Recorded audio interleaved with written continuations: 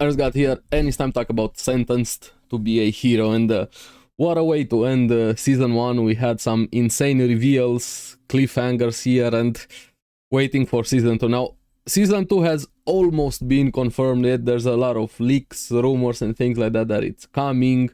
I think like something on the 28th, the official account, they're hyping up something, so it's probably going to happen season 2. But until we get actual confirmation of season 2, we're gonna have to wait a bit. But this episode actually elevated the series a lot for me, the way it ended here, what it set up, what it also paid off here. I was so on point with what happened with Kivia. If you guys go back into previous videos, I'm so happy about this. Makes her a lot more interesting of a character, and the entire world that we had here, and some interesting things also being revealed more with this one. So let's get into the episode and talk about it. Now, picks up from last week. We see Xylo and Torita, the aftermath, the praises, the head pats, their dynamic being great here. And I really like the commentary between them, especially what Xylo said, that maybe everybody wants this praises, even risking their life for them, kind of wanting acceptance and things like that. If you read a bit more between the lines there, and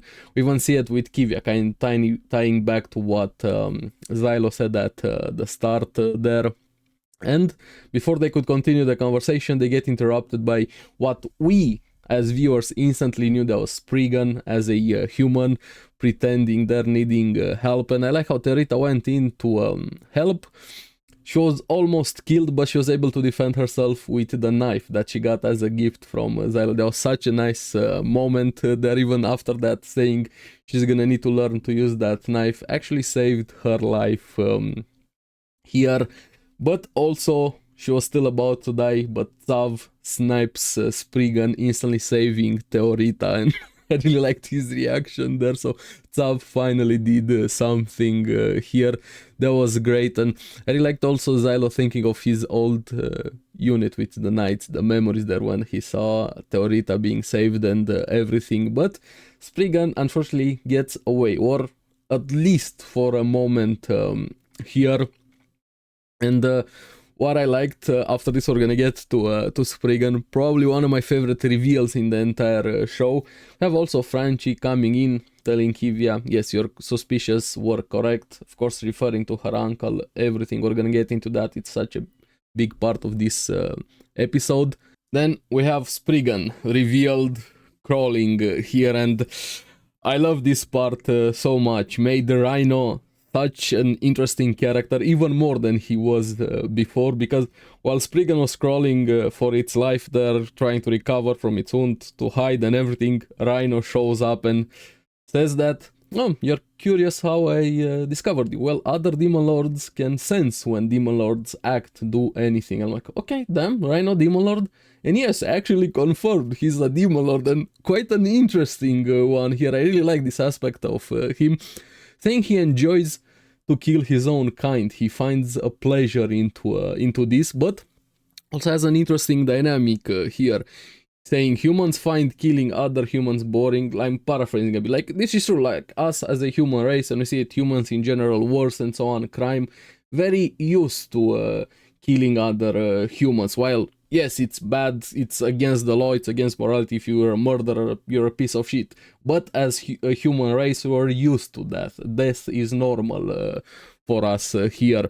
And he says he submitted to humans for them here. And demons, in fact, see him as a murderer. But for humans, he is a champion. And I really like this aspect, because it kind of changes the perspective.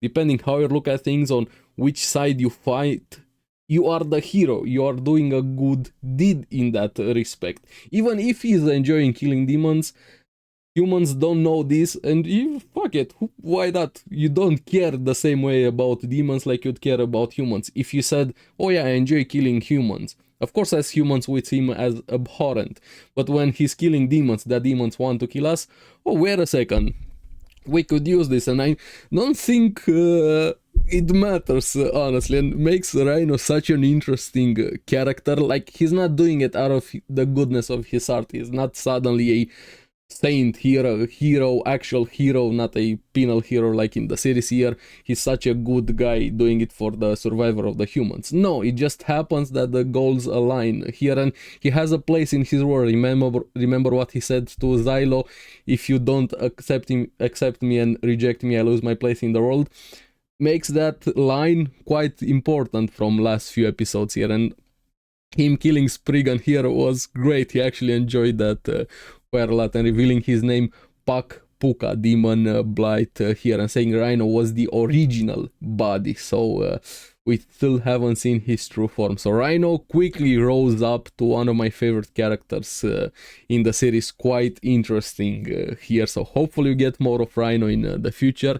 And I'm happy about this. One of my complaints from last episode was Bujam and Shijibao being underutilized. Shijibao probably not gonna come back, but Bujam somehow survived. Insert your Palpatine meme, but I'm happy in this case, fuck Star Wars, because he survived. He seemed like such an interesting character, and his connection to Xylo with the books they're reading, the poet here, saying he used the blood puppet decoy to escape, and that sword is dangerous. Another question, we don't know about the sword, but I'm really happy Bujam survived. Would have been such a waste if he wasn't here. And now, this is the episode that Kivia takes the major part in here. It's her episode to shine, and we see her with her uncle talking a bit, praising each other, talking about his future plans. When he gets the promotion for everything he did there, he would have a change in personnel, even promote Kivia. And I liked her not wasting time trying to drag this out. Imagine if this would have been dragged out for a few more episodes with her confronting him, and she instantly calls him out on his bullshit. So you're gonna change the personal law with coexisters, right?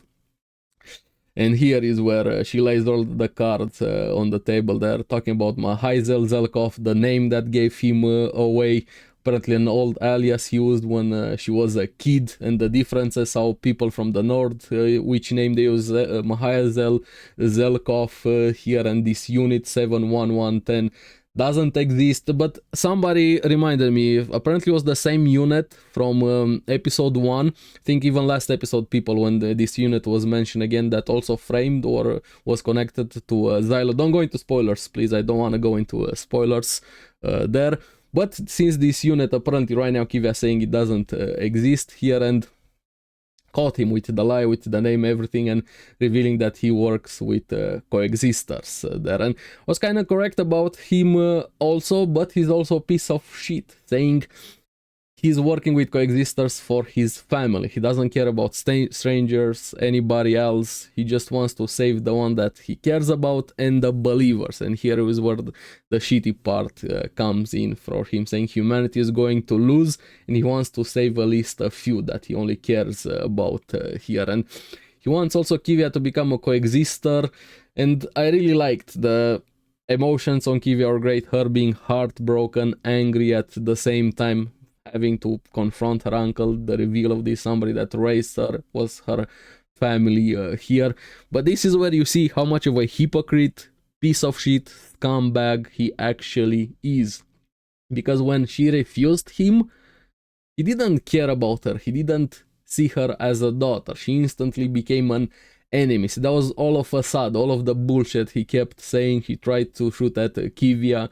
Rajit steps in, saves her, sacrificing himself, getting his face blown off here. And I really think Kivia has an attack that she really likes to cut off arms. She cuts off his arms, kills him there instantly when he tries to kill her again. The faces, that was such a great scene between them there, and very, very tragic, and also confirms my theory, and exactly what happened here made it so much more interesting. Soldier comes in, finds Kivia over Marlene's dead body, and of course it leads to her becoming a hero, but we're gonna get into that. And I'm really liking this quite a lot. Makes Kivia, Xylo, their dynamic a lot more interesting here. We see Xylo's units, the banter between them, shenanigans. Frenchie also comes in with a bombshell, revealing that the attack on this city was a complete distraction, and the fairies, the demons, took over the second capital. It has fallen, and it's a key point to be able to attack the major capital, the humanity, everything, a stronghold here. So that's another big thing they're gonna have to deal in season 2 and moving forward. But then my theory being proved again, Kivia being arrested, ignoring all of her story, no trial, everything. She even refuses to admit to the crime they presented in front of her. Just confess, we're gonna let you go. Like the typical things they would do in a situation like this. But she stood her ground. They actually left her in chains for quite a long while. But I also liked, she was always thinking, what would people think about her here? And I'm curious what is Xylo going to do, what he was doing while this was happening, were they worried about her and so on. And that's also her main concern here. We're gonna get into that here. Her being left in chains, and the glasses guy shows up. Okay, I'm like, okay, this is going how I said it's gonna go. I like it, I'm liking it. Here he has a girl with him, revealing to be a goddess, quite an important one, which we're gonna get into that, saying he liked Kivia's conviction for standing up to strangers here, and apparently his goddess able to summon books and information. She's kind of like a record keeper. That's the feeling I got with her. Enfi is her name, and we finally have an Onesan goddess. No more lolis. I'm happy. Give me more. Where's the MILF goddess? I need a MILF goddess in my life here. Telling Kivia she has two choices: either be executed or become a hero there. And they actually expand. He actually reveals some secret while keeping some things back, a bit some secrets with the hero penalty. Apparently the first goddess can summon champions from another world here. She summoned some of them in the first war, but thanks to cultural differences it didn't really work it out, which I'm really liking this one, because in a lot of series when you have isekai characters being summoned, they usually find a way to work together, or something like that happens, or they adapt very fast to this new world. But here it was a bit more realistic, like having somebody summon, hey, fight this war for me. No, fuck you. They might actually attack each other, and you realize if you summon more, you're just basically summoning your own enemies or summoning more problems along those lines. And I really liked this quite a lot, but also revealing that the people in the past changed their perspective, went another different route. So they started summoning the dead of this world as champions, the resurrection. So those are the main heroes here. And yeah, I was about to say more, but says that's enough for today. There's also other reasons why it's a punishment and so on. He doesn't expand full, so he's holding something. I was like, don't give it to me.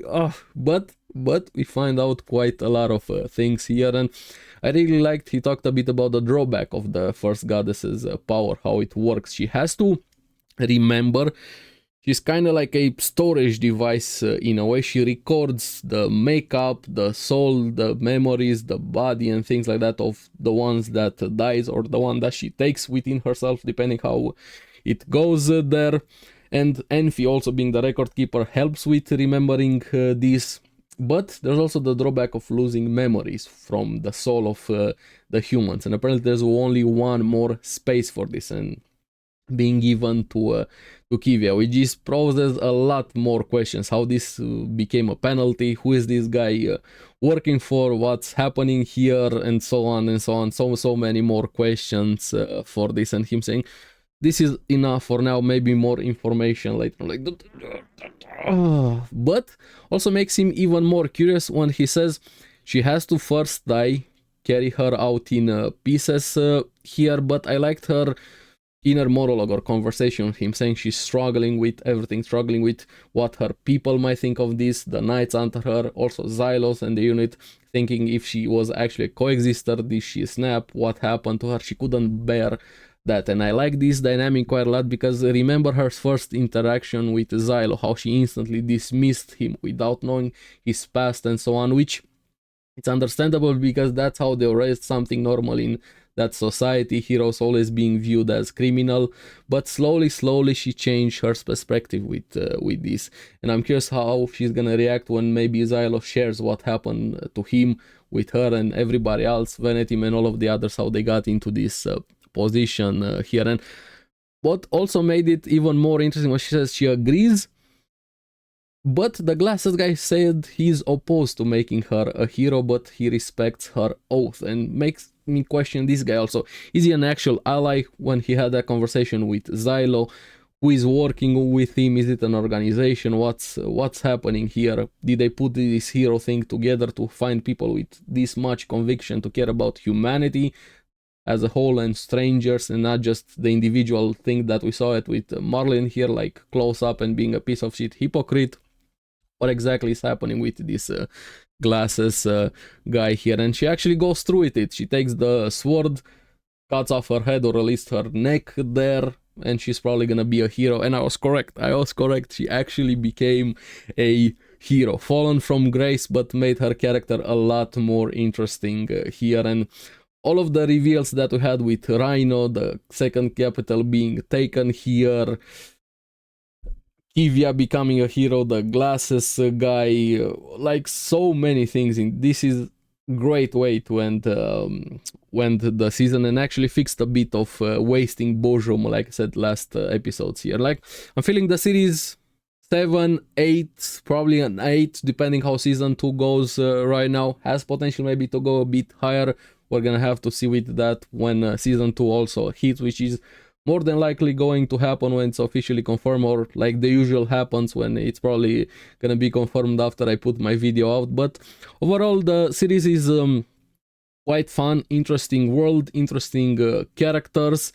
I would like them to slow down a bit on the action, focus a bit on the world, more on the build up, on the character interactions, which I feel like they're doing this, but also tone down a bit of the action to make it a bit more impactful. And I'm so happy Boozem survived, because he would have just been another monster of the week, so to say, but that made it to build up for future things a lot more interesting here. Of course, we have a fuck ton of questions, to say the least, but definitely one of the best series so far in this year.